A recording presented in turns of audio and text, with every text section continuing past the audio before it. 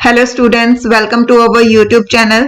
आज की क्लास में हम कंटिन्यू करने वाले हैं फाइल हैंडलिंग वाला चैप्टर। आप सबको पता ही है कि लास्ट क्लास में हमने फाइल हैंडलिंग स्टार्ट किया था, जिसमें हमने फाइल को ओपन करना, क्लोज करना, फाइल पाथ कैसे प्रोवाइड करते हैं, ये सब कुछ सीखा था। फाइल के लिए हमारे पास कौन कौन से मोड्स होते हैं, रीड, राइट, अपेंड वगैरह, वो सब मैंने आपको डिटेल में एक्सप्लेन किए थे। अगर आपको उसमें कोई भी डाउट है तो मैंने बोला था आपसे कि आप कमेंट करके पूछ सकते हैं। आज की क्लास में हम कंटिन्यू करेंगे राइट फंक्शन के बारे में। रीड फंक्शन हम ऑलरेडी कंप्लीट कर चुके हैं, जिसमें हमने पढ़ा था कि हमारे पास रीडिंग के लिए 3 फंक्शंस होते हैं, read, read line and read lines. तीनों फंक्शंस का क्या पर्पस होता है और ये कैसे कैसे डाटा को रिटर्न करते हैं, ये हमने पढ़ा था। आज की क्लास में हम इन तीनों से रिलेटेड जो है एक एक प्रोग्राम देखेंगे, ताकि हमें इन फंक्शंस को यूज करना भी जो है अच्छे से आ जाए, और उसके बाद हम आगे फर्दर राइट फंक्शन को कंटिन्यू करेंगे। तो सबसे पहले जो है हम रीडिंग के एग्जांपल्स कर लेते हैं कि रीड फंक्शन को कैसे कैसे यूज करना है। तो सबसे पहले जो हमारा फर्स्ट फंक्शन होता है रीडिंग के लिए, दैट इज रीड फंक्शन। मैंने आपको बताया था कि रीड फंक्शन क्या करता है, पूरी फाइल को एक साथ रीड करके हमें स्ट्रिंग फॉर्मेट में डाटा को रिटर्न करता है। यहां पे अगर हमने इधर कोई आर्गुमेंट नहीं दिया तो ये पूरी फाइल को एक साथ रीड करेगा, एंड सपोज अगर हमने यहाँ कोई नंबर प्रोवाइड किया होता है तो ये उतने नंबर ऑफ बाइट्स रीड करके हमें रिटर्न करता है। तो लेट्स सपोज कि हमारे पास क्वेश्चन है that write a program to display the size of a file। अब अगर आपको फाइल का साइज डिस्प्ले करना है, यानी कि आपको फाइल का पूरा डाटा रीड करना है, तो जब हमें पूरा डाटा रीड करना है तो उसके लिए हम किस फंक्शन का यूज करेंगे, रीड फंक्शन, रीड लाइन या फिर रीड लाइंस। हमें उसका साइज कैलकुलेट करना है तो उसके लिए बेस्ट ऑप्शन हमारे पास होगा रीड फंक्शन, क्योंकि इससे हमें पूरी एक स्ट्रिंग मिल जाएगी, और हम जब उस स्ट्रिंग की लेंथ कैलकुलेट करेंगे तो उससे हमें हमारी फाइल का साइज पता चल जाएगा। तो चलिए देखते हैं प्रोग्राम। सबसे पहले हमारा फर्स्ट स्टेप होता है फाइल को ओपन करना। तो यहाँ पे हमें सबसे पहले फाइल ओपन करनी पड़ेगी। ऑब्जेक्ट के लिए मैंने वेरिएबल ले लिया है एफ। आप अपनी मर्जी से कोई भी नेम यहाँ पे रख सकते हैं जो आपको कन्वीनियंट लगे। इसके बाद open function, again stand alone function है, उसके लिए हमें किसी की हेल्प की जरूरत नहीं पड़ती, तो डायरेक्टली हमने कॉल किया ओपन। यहां हम प्रोवाइड करेंगे फाइल का पाथ। अब यहां हमें ना फाइल का नाम बताया गया है ना पाथ बताया गया है, हमें सिंपली सिर्फ इतना बोला गया है कि हमें एक प्रोग्राम लिखना है जो कि हमारी फाइल का साइज कैलकुलेट करे। तो फाइल नेम हमें यहाँ अपने आप से ही लेना है। तो सपोज मैंने फाइल नेम ले लिया student.txt। अब हमें सिर्फ साइज कैलकुलेट करना है, तो मुझे इस फाइल को रीड मोड में ओपन करना है, तो मैंने यहाँ पे मोड प्रोवाइड कर दिया R। अब हमारी फाइल ओपन हो गई है और उस फाइल का पॉइंटर जो है वो फाइल ऑब्जेक्ट F में स्टोर हो गया है। अब इसके बाद मुझे इस फाइल को रीड करना है, तो फाइल को रीड करने के लिए हम रीड फंक्शन का कॉल यूज करेंगे। तो फाइल ऑब्जेक्ट डॉट रीड, ये होता है फंक्शन को कॉल करने का सिंटेक्स। एफ में हमारा ऑब्जेक्ट स्टोर है, तो इसलिए हमने लिखा F dot function name read. अब क्योंकि हमें पूरी फाइल रीड करनी है तो हम यहाँ रीड फंक्शन में कोई आर्गुमेंट प्रोवाइड नहीं करेंगे, ये हमने यहाँ एम्प्टी रखा है। अब क्योंकि ये फाइल को रीड करके डाटा जो है एक स्ट्रिंग की फॉर्मेट में देगा, तो हमें यहाँ एक वेरिएबल चाहिए जो उस स्ट्रिंग को स्टोर करवा सके, तो उस स्ट्रिंग को हमने एस में स्टोर करवा लिया। अब हमारे पास क्वेश्चन ये था कि हमें फाइल का साइज कैलकुलेट करना है। तो फाइल का साइज हमें कैसे पता चलेगा, जब हम इस स्ट्रिंग एस का जो है साइज कैलकुलेट करेंगे। स्ट्रिंग एस का साइज हमें कैसे पता चलेगा, with the help of len function. 11th class में आपने ये फंक्शन पढ़ा था कि लैन फंक्शन जो है हमें स्ट्रिंग या लिस्ट की जो है लेंथ कैलकुलेट करके रिटर्न करता है, तो उसी का यूज हम यहाँ पे करेंगे लेन, और ब्रैकेट में हम क्या प्रोवाइड कर देंगे, वो स्ट्रिंग जिसकी हमें लेंथ कैलकुलेट करनी है। अब ये साइज कैलकुलेट करके रिटर्न करेगा, तो उसे हमें किसी वेरिएबल में स्टोर करना है। हमने वेरिएबल नेम ले लिया साइज। तो यहाँ साइज में अब हमारे पास क्या आ गया है, फाइल का साइज। हमें पता चल गया है कि फाइल में हमारे पास कितने नंबर ऑफ बाइट्स हैं। अब हमें ये डिस्प्ले करवाना है, तो सिंपली हम एक प्रिंट स्टेटमेंट दे देंगे, print size of file in bytes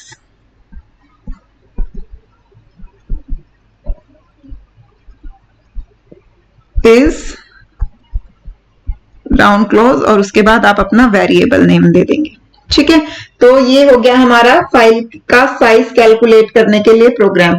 इस तरीके से आपको प्रोग्राम्स जो हैं वो जनरली एप्लीकेशन बेस्ड आते हैं कि आपको फाइल का साइज कैलकुलेट करना है या फिर आपको उन वर्ड्स को डिस्प्ले करवाना है जो टी से स्टार्ट हो रहे हैं, या उन वर्ड्स को डिस्प्ले करवाना है जिनमें आपका कहीं पर भी एक्स आता है वर्ड के बीच में, या फिर आपको ये बताना है कि फाइल में टोटल नंबर ऑफ वर्ड्स जो हैं वो कितने हैं।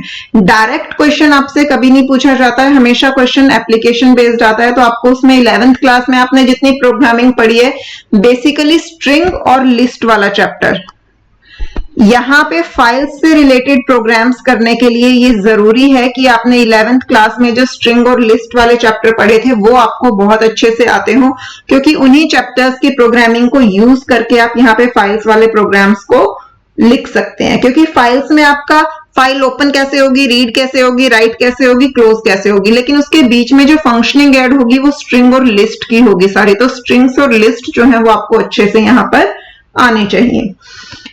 नेक्स्ट देखते हैं, सपोज हमारे पास क्वेश्चन है write a program to display the number of lines in the file. अभी हमने फाइल का साइज डिस्प्ले करवाया था, अब हमारे पास क्वेश्चन है number of lines in file. अब देखिए कि हमें ये बताना है फाइल में टोटल लाइंस कितनी है। लाइंस को रीड करने के लिए हमारे पास दो फंक्शंस थे, read line and read lines. Read line function 1 by 1 line को रीड करता था और रीड लाइंस फाइल की सारी लाइंस को एक साथ रीड करके लिस्ट के फॉर्म में डाटा देता था। तो अब हमें यहाँ सिर्फ नंबर काउंट करना है कि टोटल लाइंस कितनी है, उन लाइंस में डाटा क्या है उससे हमें मतलब नहीं है। तो इसलिए रीड लाइन फंक्शन का हमारा इतना यूज नहीं है, इससे हमारा प्रोग्राम जो है लेंथी हो जाएगा। ऑल्दो आप चाहो तो रीड लाइन फंक्शन की हेल्प से भी नंबर ऑफ लाइंस कैलकुलेट कर सकते हैं, बट उसमें आपकी अननेसेसरीली प्रोग्रामिंग बढ़ेगी, क्योंकि हमारे पास एक सिंपल फंक्शन है। रीड लाइंस आपको पूरी फाइल की लाइंस को रीड करके लिस्ट की फॉर्म में दे देगा। ये मैंने आपको लास्ट क्लास में समझाया था कि एक लिस्ट रिटर्न होगी जिसमें कितने नंबर ऑफ एलिमेंट्स होंगे, जितने नंबर ऑफ लाइंस हमारी फाइल में है। फाइल की हर लाइन जो है लिस्ट का एक एलिमेंट बन जाती है। तो सिंपली रीड लाइंस फंक्शन को कॉल करेंगे और फिर हम लैन फंक्शन की हेल्प से इस लिस्ट का साइज कैलकुलेट कर लेंगे, तो हमें नंबर ऑफ लाइंस का पता चल जाएगा। तो चलिए देखते हैं इसके लिए प्रोग्राम। सबसे पहला स्टेप हमारा वही रहेगा, फाइल को ओपन करना। तो फाइल ऑब्जेक्ट ले लेंगे f is equal to open. यहां पे हमने फाइल नेम ले लिया text.txt।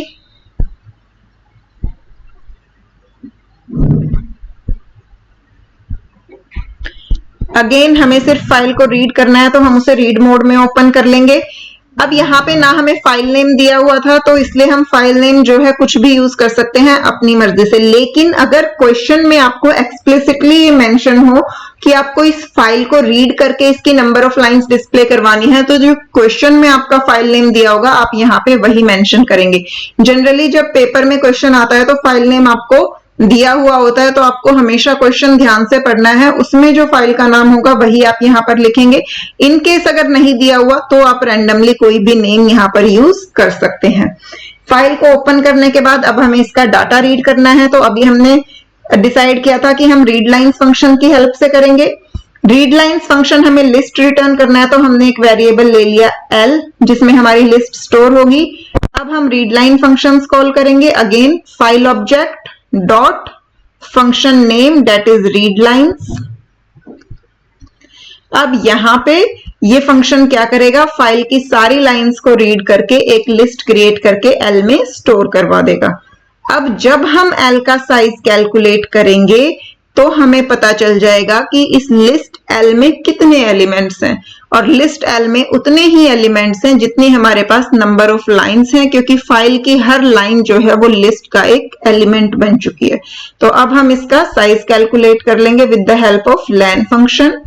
यहां से हमें साइज मिलेगा, साइज हमने एस में स्टोर करवा दिया और इसके बाद सिंपली हम एक प्रिंट स्टेटमेंट दे देंगे, print number of lines in file is और इसके बाद हम ये डिस्प्ले करवा देंगे। ठीक है, तो इससे हमारा क्या डिस्प्ले हो जाएगा कि फाइल में हमारी कितनी नंबर ऑफ लाइंस हैं। अब सपोज अगर आपसे कहा जाए कि आपको फाइल के बिगनिंग के 30 कैरेक्टर्स जो हैं वो डिस्प्ले करवाने हैं, या फाइल की बिगनिंग की 30 जो बाइट्स हैं वो डिस्प्ले करवानी है, तो उसके लिए आप कैसे करोगे, क्या किस फंक्शन का यूज करोगे। जब आपको पर्टिकुलर नंबर दिया गया है कि आपको फाइल के सिर्फ इतने ही बाइट्स जो हैं वो डिस्प्ले करवाने हैं, तो उसके लिए हम आर्गुमेंट प्रोवाइड करेंगे। आर्गुमेंट हम क्या देंगे, जितने नंबर ऑफ बाइट्स हमें डिस्प्ले करवानी है वो। ठीक है, तो देखते हैं इसके लिए। अगेन सबसे पहला स्टेप, हम फाइल को ओपन करेंगे। f is equal to open emp.txt और रीड मोड। इसके बाद हमें अब यहां पर दिया गया था कि हमें सिर्फ बिगनिंग की 30 बाइट्स रीड करनी है। ठीक है, तो जब हमें 30 बाइट्स रीड करनी है, यहाँ पे लाइन का कोई रोल ही नहीं है, तो हम रीड लाइन या रीड लाइंस फंक्शन का यूज तो नहीं करेंगे, हम सिंपली रीड फंक्शन का यूज करेंगे। तो f.read और यहां पे हम ब्रैकेट्स में क्या प्रोवाइड कर देंगे, 30 की जो बिगनिंग की 30 बाइट्स हैं वो हमारी रीड हो जाएं। इसके बाद हम इसे डिस्प्ले करवा देंगे प्रिंट s। ठीक है, तो इस तरीके से हम रीड लाइन और रीड लाइंस फंक्शन का जो है यूज कर सकते हैं।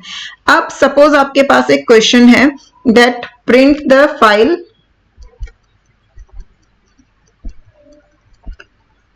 लाइन बाय लाइन, यानी कि आपको फाइल की एक एक लाइन जो है वो प्रिंट करवानी है जब तक कि पूरी की पूरी फाइल जो है वो प्रिंट नहीं हो जाती।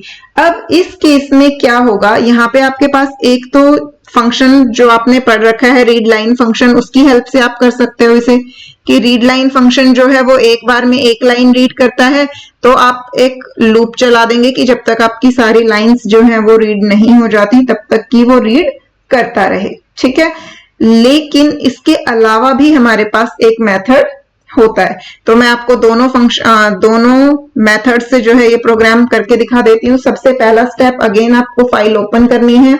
f is equal to open poem.txt। सपोज हमारे पास एक पोएम जो है वो स्टोर है जिसे हमें लाइन बाय लाइन डिस्प्ले करवाना है।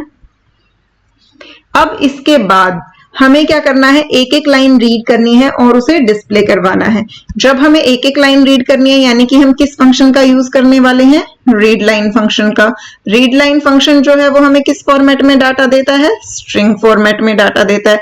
तो यानी कि हमें एक स्ट्रिंग चाहिएगी लाइंस को स्टोर करवाने के लिए, तो हमने एक स्ट्रिंग ले ली str, बिगनिंग में हमने उसे एम्प्टी स्ट्रिंग ले लिया, राइट। अब इसके बाद हम लूप चलाएंगे, क्योंकि रीड लाइन फंक्शन हमें कितनी बार कॉल करना पड़ेगा कि हमारी सारी लाइंस जो हैं वो कैलकुलेट हो जाएं, ये हमें कैसे पता चलेगा। ठीक है, तो फर्स्ट टाइम हमने एक स्ट्रिंग ले ली जिसमें कि हमने स्पेस जो है वो स्टोर करवाया है, क्योंकि अगर एम्प्टी स्ट्रिंग ले लोगे तो जब हम इसे व्हाइल लूप में चेक करेंगे तो ये यहाँ पे फर्स्ट टाइम ही कंडीशन फॉल्स हो जाएगी। बट हमें फर्स्ट टाइम कंडीशन को ट्रू रखना है ताकि हम रीडिंग जो है वो परफॉर्म कर सके। ठीक है, तो यहां पे हम आगे रीडिंग परफॉर्म करेंगे। str is equal to file object dot read line. अब इससे क्या होगा, फाइल की पहली लाइन जो है वो रीड होके किसमें स्टोर हो जाएगी, str में स्टोर हो जाएगी। अब जब फर्स्ट लाइन रीड हो चुकी है तो हम क्या करेंगे, उसे प्रिंट करवा देंगे, प्रिंट str। ठीक है, अब इसके बाद हम क्या करेंगे, जब हमने प्रिंट str करवा दिया है तो उसके बाद फर्स्ट लाइन रीड हो गई, सेकंड लाइन के लिए दोबारा से लूप चलेगा। जब लूप चला तो str में सेकंड लाइन रीड हो गई, सेकंड लाइन प्रिंट हो गई, थर्ड टाइम लूप चलेगा, फोर्थ टाइम। सपोज अब हम लास्ट आइट्रेशन पे हैं, str is equal to f dot read line ने फाइल की लास्ट लाइन रीड कर ली, लास्ट लाइन प्रिंट हो गई, उसके बाद दोबारा से लूप चला। अब जब str में f dot read line call होगा तो उस टाइम क्या होगा, एम्प्टी हो जाएगा, क्योंकि सारी लाइंस हम पहले ही रीड कर चुके हैं। तो इस बार एंड ऑफ फाइल जो है वो मिलेगा, कोई भी डाटा यहाँ पर रीड नहीं होगा। तो ये str जो है वो कैसी स्ट्रिंग हो जाएगी, एम्प्टी स्ट्रिंग हो जाएगी। तो जब ये लूप चलेगा तो str क्योंकि एम्प्टी स्ट्रिंग है तो ये फॉल्स हो जाएगा और हम इस लूप से बाहर आ जाएंगे यहां पर। इसीलिए हमने यहाँ str को एम्प्टी स्ट्रिंग ना लेकर उसमें क्या दिया था, स्पेस दिया था, क्योंकि अगर आप एम्प्टी स्ट्रिंग लोगे तो कंडीशन फॉल्स हो जाएगी और फिर हमारी रीडिंग परफॉर्म ही नहीं हो पाएगी। तो इसलिए या तो हम str को यहाँ एम्प्टी स्ट्रिंग लेते हैं, या फिर अगर आप चाहो तो आप ऐसा भी कर सकते हो कि str इज इक्वल टू यहां पर भी एक बार f dot read line call कर लिया, ठीक है। उसमें आपकी प्रोग्रामिंग जो है वो थोड़ी सी चेंज हो जाएगी, वो मैं आपको बता देती हूं कि क्या करोगे उस केस में आप। अभी के लिए ये एम्प्टी स्ट्रिंग हम रखते हैं।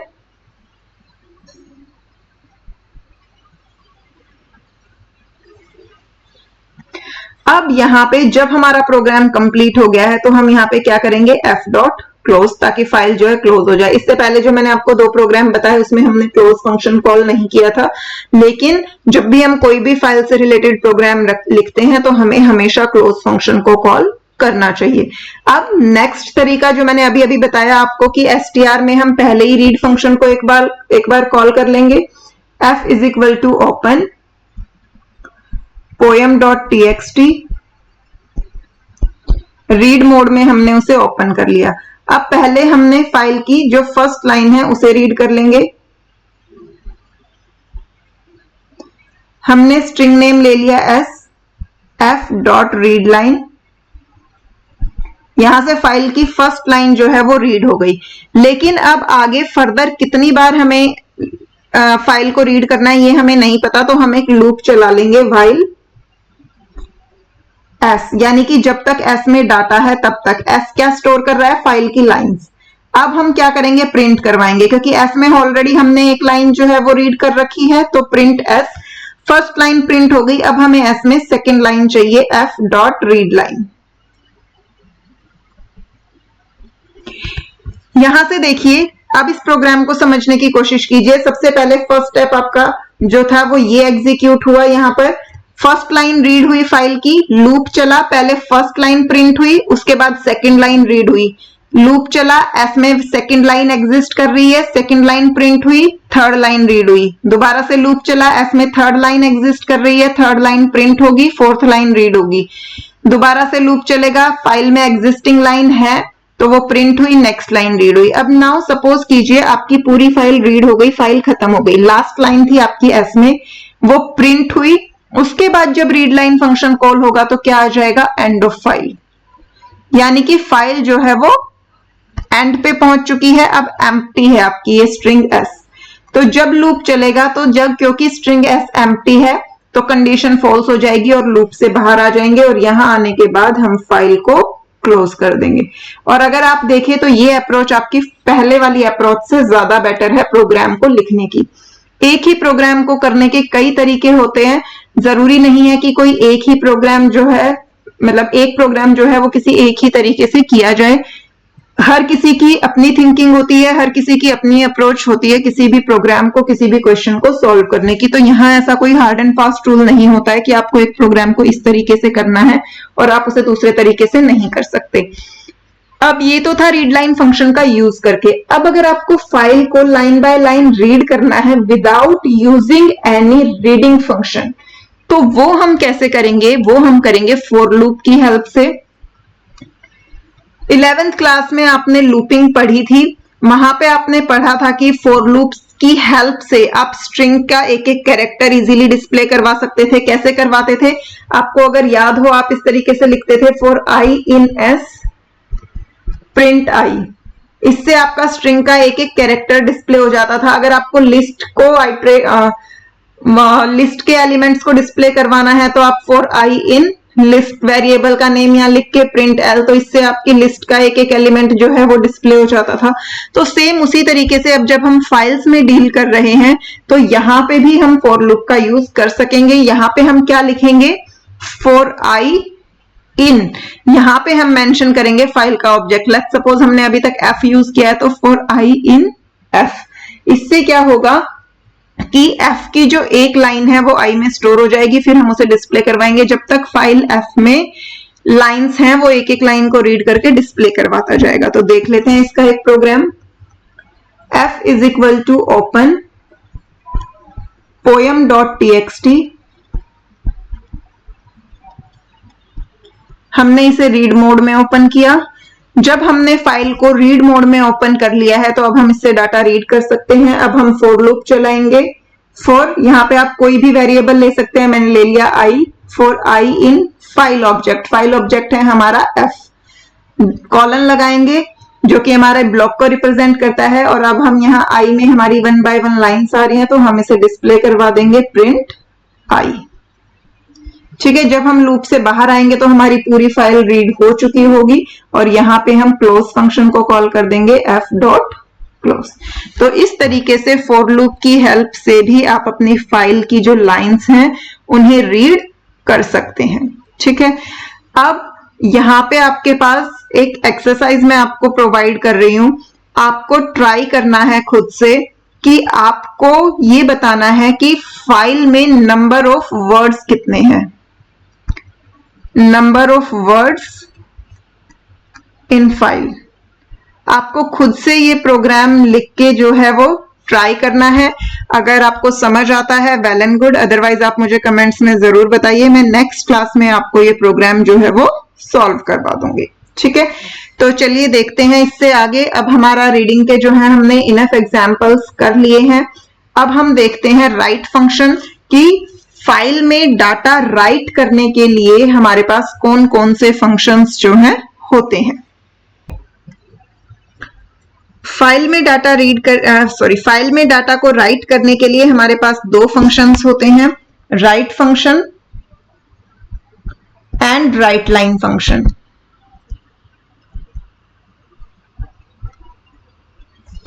अब यहां पर देखिए, राइट फंक्शन और राइट लाइन फंक्शंस आपके बिल्कुल कंपैरेबल होते हैं रीड फंक्शन से और रीड लाइन्स फंक्शन से। ठीक है, राइट फंक्शन जो है क्या करता है, नंबर ऑफ बाइट्स जो है आपकी फाइल में राइट करता है। राइट फंक्शन जो है स्ट्रिंग फॉर्मेट में डाटा लेता है और उस स्ट्रिंग को फाइल में राइट कर देता है। लेकिन जो राइट लाइन्स फंक्शन है वो क्या करता है, वो लिस्ट की फॉर्म में डाटा को लेता है और लिस्ट के जितने नंबर ऑफ एलिमेंट होते हैं उतनी नंबर ऑफ लाइंस जो है हमारी फाइल में क्रिएट हो जाती हैं।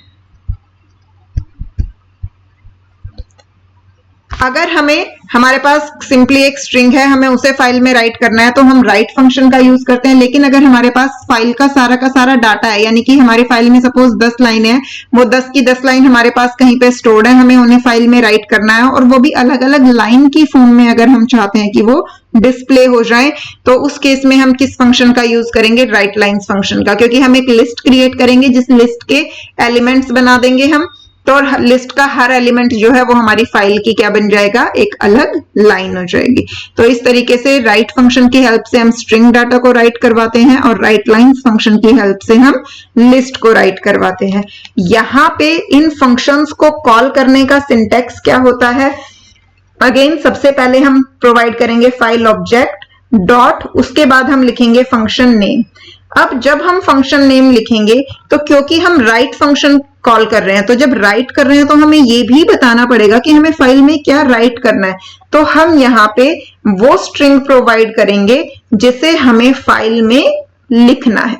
ठीक है, तो ये स्ट्रिंग str जो है वो उस फाइल में राइट हो जाएगी जिसका पॉइंटर f में स्टोर्ड है।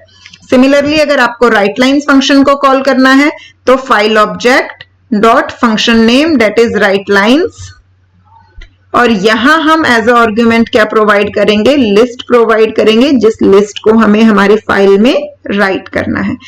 अब जब हमें फाइल में राइट करना है तो हमें उसे राइटिंग मोड में ओपन करना पड़ेगा। राइटिंग मोड में ओपन करने के लिए हमारे पास 4 तरीके होते हैं, W प्लस A प्लस। इन चारों मोड्स में से किसी भी मोड में आप ओपन कर सकते हैं फाइल में राइट करने के लिए। अगर आप चाहते हैं कि आपको जो है एक नई फाइल बनानी है, कि अगर फाइल नहीं है तो न्यू फाइल क्रिएट हो जाए, और अगर पहले से फाइल बनी हुई है तो भी उस फाइल का प्रीवियस डाटा इरेज हो जाए, अब आपको न्यू फाइल चाहिए।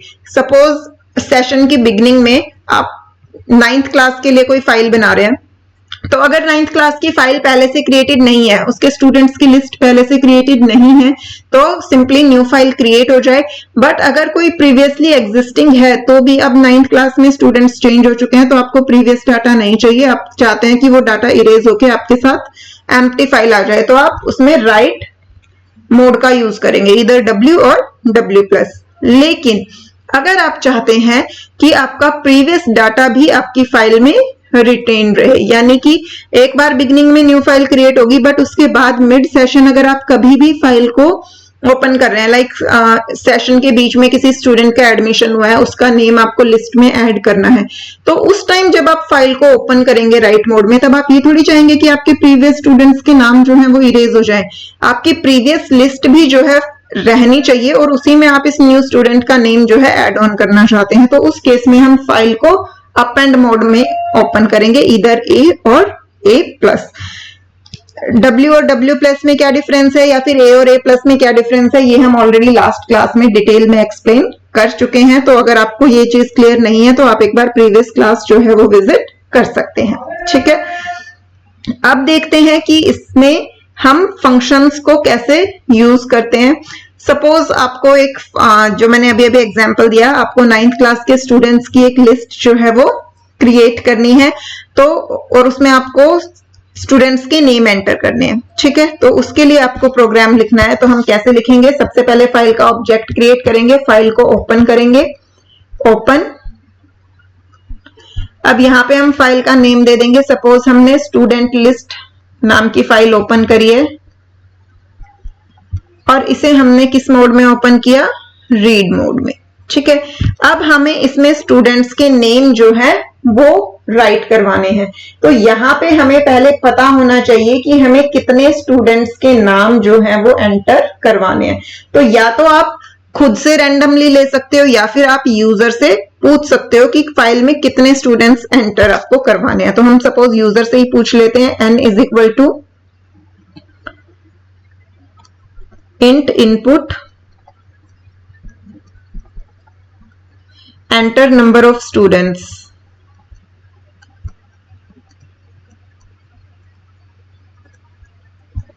अब यहां पर नंबर ऑफ स्टूडेंट्स हमने एंटर करवा लिए हैं। इसके बाद जो है हम क्या करेंगे, इसके बाद हम लूप चलाएंगे कि क्योंकि अब अभी तो हमें सिर्फ नंबर पता चला है, स्टूडेंट्स के नाम थोड़ी ना पता चले हैं, तो नाम भी हमें यूजर से ही पूछने पड़ेंगे ना कि स्टूडेंट के नाम हमें बताए कि कौन कौन से हैं। तो हम लूप चलाएंगे, लूप कितनी बार चलेगा, जितने हमारे पास नंबर ऑफ स्टूडेंट्स हैं। तो फॉर I in range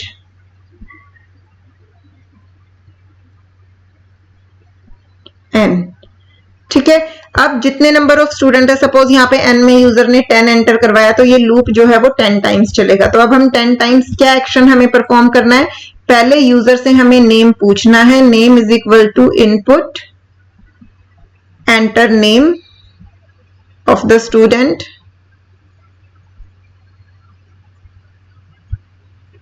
और उसके बाद उस नेम को हमें क्या करना है, फाइल में राइट करवा देना है। तो f.write, और राउंड ब्रैकेट में हम क्या प्रोवाइड करेंगे, वो स्ट्रिंग जिसे हमें फाइल में लिखना है।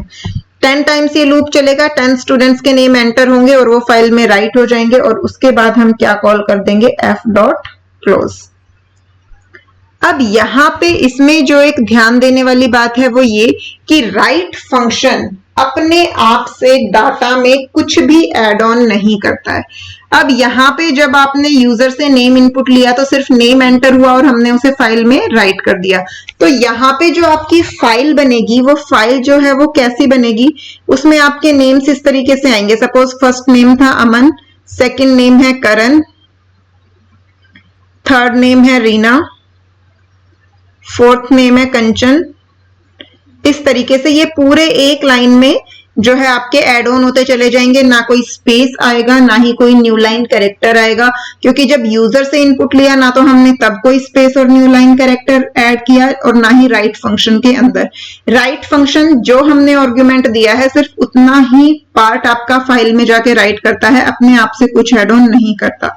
तो इसमें अगर हम ये चाहते हैं कि हमारे जो नेम्स हैं वो अलग अलग लाइन में आए, इस तरीके से अमन, देन नेक्स्ट लाइन में करण, देन नेक्स्ट लाइन में रीना, इस तरीके से अगर हमें चाहिए फाइल में डाटा, तो उसके लिए हमें इस प्रोग्राम में एक छोटा सा चेंज करना पड़ेगा। और वो क्या कि जब हम यहाँ पे ये नेम राइट कर रहे हैं उस टाइम पे नाम के साथ साथ हम एक न्यू लाइन कैरेक्टर भी ऐड करवा दें। आपने 11th क्लास में स्ट्रिंग कॉन्कैटिनेशन ऑपरेटर पढ़ा होगा, प्लस ऑपरेटर, कि आप स्ट्रिंग में कुछ भी ऐड कर सकते हैं। तो यहाँ पे name plus new line character, इससे क्या होगा, नाम के साथ साथ आपका कर्सर जो है वो नई लाइन में चला जाएगा और आपके जितने भी ये नेम्स आप फाइल में राइट करवा रहे हो वो सारे के सारे जो है अलग अलग लाइंस में इनपुट होंगे। तो इस तरीके से आपकी फाइल जो है वो क्रिएट हो जाएगी। तो यहाँ पे आपको इस चीज का ध्यान रखना है कि राइट फंक्शन जो है कैसे वर्क करता है, कैसे वो अपने आप से कोई भी न्यू कैरेक्टर एड ऑन नहीं करता है। अगर आपको उसमें कुछ भी एड ऑन करवाना है तो वो आपको एक्सप्लिसिटली मेंशन करना पड़ेगा। आप चाहें तो इस लाइन को 2 लाइन्स में भी ब्रेक कर सकते हैं। कैसे, यहाँ पे तो मैंने ये स्ट्रिंग कॉन्कैटिनेशन ऑपरेटर यूज किया था। अगर आप स्ट्रिंग कॉन्कैटिनेशन ऑपरेटर यूज नहीं करना चाहते तो उस केस में हम क्या करेंगे, हम 2 राइट स्टेटमेंट्स जो हैं वो मेंशन करेंगे। सबसे पहले हम फाइल में नाम लिख देंगे f.write और नेम। हमने फाइल में नेम लिखवा दिया, उसके बाद हम फाइल में एक न्यू लाइन कैरेक्टर भी जो है वो राइट करवा देंगे।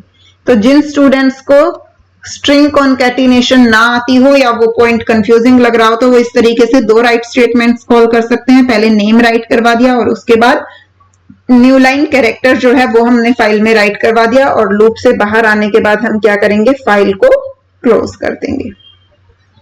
तो ये तो था हमारा राइट फंक्शन, कि राइट फंक्शन की हेल्प से जो है हमने फाइल में डाटा रीड करवाया। अब सपोज यही सेम प्रोग्राम हमें करना है but without using write function.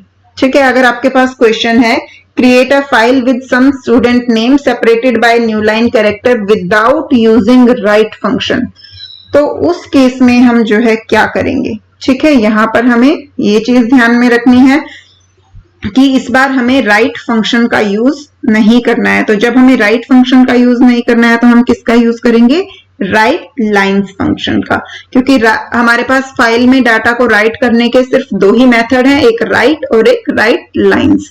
तो यहाँ राइट का यूज नहीं करना है तो किसका यूज करेंगे, राइट लाइन्स फंक्शन का। राइट लाइन फंक्शन जो है वो डाटा किस फॉर्मेट में हमारी फाइल में राइट करता है, लिस्ट की फॉर्म में। तो इस बार जो है हमें क्या करना पड़ेगा, एक लिस्ट क्रिएट करनी पड़ेगी और उस लिस्ट को हम फाइल में राइट करेंगे। तो चलिए देखते हैं इसके लिए प्रोग्राम। सबसे पहले फाइल को ओपन करेंगे, f = ओपन, सेम फाइल ले लेते हैं स्टूडेंट लिस्ट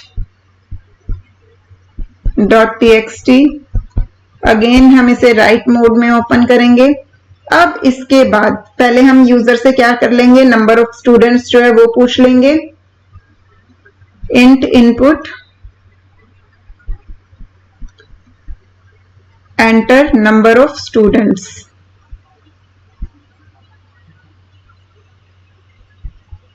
अब जब हमें नंबर ऑफ स्टूडेंट्स पता चल गए तो हम लूप चलाएंगे स्टूडेंट्स के लिए, बट इस बार हमें स्टूडेंट्स का नाम पूछ के उसे डायरेक्टली फाइल में राइट नहीं करवाना है। इस बार क्या करना है हमें, इस बार हमें लिस्ट क्रिएट करनी है, क्योंकि हमें बोला गया है कि हम राइट फंक्शन का यूज नहीं कर सकते, तो यानी कि राइट लाइंस का यूज करना पड़ेगा। और राइट लाइंस का यूज करना पड़ेगा इसका मतलब हमें एक लिस्ट की जरूरत पड़ेगी। तो पहले हम एक एम्प्टी लिस्ट जो है वो क्रिएट कर लेते हैं। l = यहाँ हमने एक एम्प्टी लिस्ट ले ली। अब हम लूप चलाएंगे कितनी बार, जितने नंबर ऑफ स्टूडेंट्स हमारे पास हैं, for i in range n।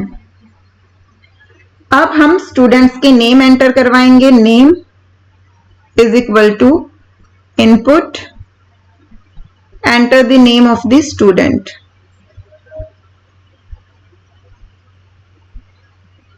अब जब हमने स्टूडेंट का नेम एंटर करवा लिया तो अब हमें इसे फाइल में राइट नहीं करना है, हमें क्या करना है, इसे एक लिस्ट में ऐड करवा लेना है। हमारे पास लिस्ट थी l, जब हमें लिस्ट में कुछ भी जो एलिमेंट्स होते हैं वो ऐड करने होते हैं तो उसके लिए हमारे पास कौन से फंक्शंस होते हैं, हमारे पास लिस्ट में एक फंक्शन हमने पढ़ा था अपेंड फंक्शन, जो लिस्ट के लास्ट में एलिमेंट्स ऐड करता जाता है। तो वही फंक्शन हम यहाँ कॉल करेंगे l.append। append।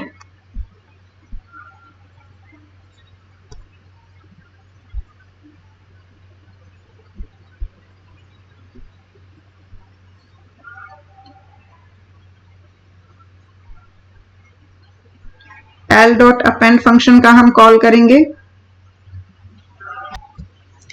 l dot append, और यहां पे हम प्रोवाइड कर देंगे वो नेम जिसे हमें लिस्ट में ऐड करना है।